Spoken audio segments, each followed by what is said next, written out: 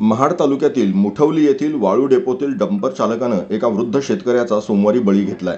वृद्ध शेतकरी हा आपल्या गुरांना पाणी पाजण्यासाठी शेतावरील विहिरीचं पाणी नेत असताना डंपर चालकानं भर वेगात वृद्ध शेतकरी रामचंद्र डावरुंग वय वर्ष 70 यांना चिरडलं आणि रामचंद्र डावरुंग यांचा जागीच मृत्यू झाला। या घटनेनंतर ग्रामस्थांनी वाळू डेपो बंद करा अशी मागणी केली। हा घातपात असल्याचा आरोप ठाकरे गटाच्या पदाधिकाऱ्यांनी केलाय। डंपर चालक सज्जाद पठाण याच्या विरोधात महाड शहर पोलीस ठाण्यात गुन्हा दाखल झाला असून याचा अधिक तपास महाड शहर पोलीस करतायत। असे असणार आहे की हा जो डेपो आहे, वाळूचा जो डेपो आहे, हा कायम स्वरूपात इथे आमच्या इथे बंद झाला पाहिजे। त्यासाठी हीच आमची गावाल्यांची सगळ्यांची ही एक भूमिका राहणार आहे। घटनास्थळी कोण वगैरे येऊन गेले किंवा डेपो मालक कोण येऊन गेले का?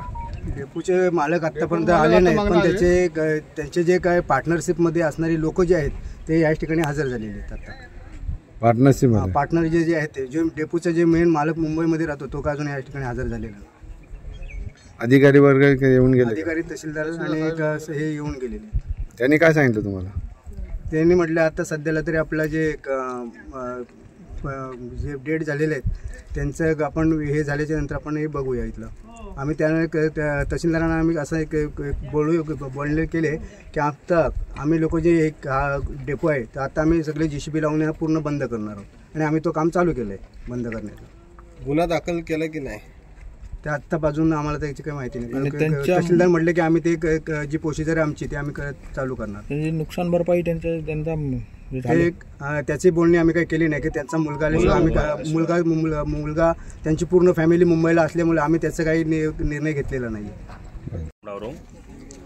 मी हा माझ्या शेताच्या ठिकाणी माझे चुलते गुरांना पाणी पाजत असताना मी पाणी आणायलाच जात होते तर गाडीवाल्यांनी किन्नर असून ते गाड्यांनी त्यांनी पाठीमागं न बघता त्या हा दुर्दैवी घटना घडलेली आहे। माझ्या ह्या चुलते त्यांचे मोठे चुलते ते त्यांच्यावरनं गाडी गेलेली आहे।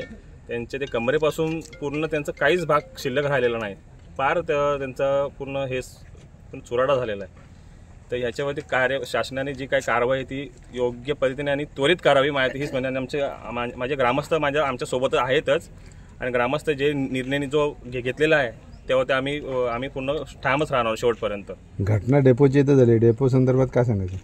डेपो संदर्भात झालेली आहे तर हा डेपोचा हे पेपरही अजून पूर्ण झालेला नाही आहे, तरी हे ॲक्च्युली चुकी शासनाची आहे। शासनाचा बोर्ड पण शासनाचा तिथं दिलेला की महाराष्ट्र शासन महसूल विभाग कारण ह्या पहिली चौकशी शासनापासून सुरू व्हावी की ही इथं जागा तुम्ही कशी काय दिली, काय झाली, पेपर वगैरे पूर्ण नाही त्याची चौकशी पण परिपूर्ण व्हायला पाहिजे आणि हे योग्य ती कारवाई या सगळ्यांवरती झालीच पाहिजे। 1:15च्या सुमारास मुठवलीचा जो डेपो आहे तेथी डेपो त्या ठिकाणी आमचे शेतकरी आहेत डावरुंग त्यांचं गाडीखाली चिरडून मृत्यू झाला आहे। आता तो जो डेपो आहे त्या डेपोची परवानगी आहे की नाही हे पण आम्हाला माहिती नाही। आज आम्ही त्यासाठी जी घटना घडली ते प्रांतांना विचारायला आलो तर प्रांतांकडून आम्हाला काही उत्तरं मिळाले ती समाधानकारक उत्तरं नाही आहेत। अक्षरशः त्या शेतकऱ्याचा जो त्या जमिनीचा मालक आहे त्याच्या जागेमध्ये त्याचा एक प्रकारे खून झाला आहे। आमची अशी विनंती आहे आता की जोपर्यंत ह्याचा पूर्णपणे विषय मार्गी लागत नाही तोपर्यंत तो डेपो सील करण्यात यावा।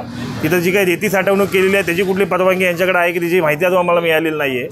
हे सगळं काही जोपर्यंत ह्याची फौजदारी गुन्हे दाखल व्हायला पाहिजेत, हे सगळ्या गोष्टी मार्गी लागत नाही तोपर्यंत हा डेपो सील राहील आणि ह्या सगळ्या गोष्टी अक्षरशः म्हणजे शासनाचा ह्या प्रशासनाचा काही दबाव आहे की नाही आहे काही समजतच नाही की इतका राजकीय त्यामध्ये हस्तक्षेप होतो आहे। त्यामुळं आमची विश्वास उडाला ह्या प्रशासनावरनं। ह्याच्यावरती कारवाई जोपर्यंत होत नाही, आज सरकारी दवाखान्यामध्ये बॉडी आहे, आज त्यांची मुलं त्याकडे येतात, ग्रामस्थांचं काही म्हणणं होतं, ग्रामस्थांनी ते जे काही आहे तो डेपो तो बंद करण्याची निर्णय घेतलेला आहे।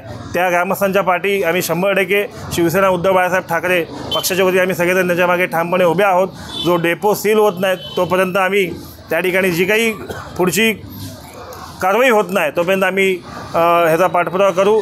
आता जर का ह्या गोष्टी जर ह्यांनी पार पाडल्या नाहीत तर शेवटी आम्ही कोर्टामध्ये जाण्याचा निर्णय घेणार आहोत, कारण की हा प्रशासनावर दबाव असल्यामुळं कुठलाही अधिकारी काम करत नाही आहे। आम्ही कोर्टामध्ये जाण्याचा निर्णय शक्यतो घेणार आहोत।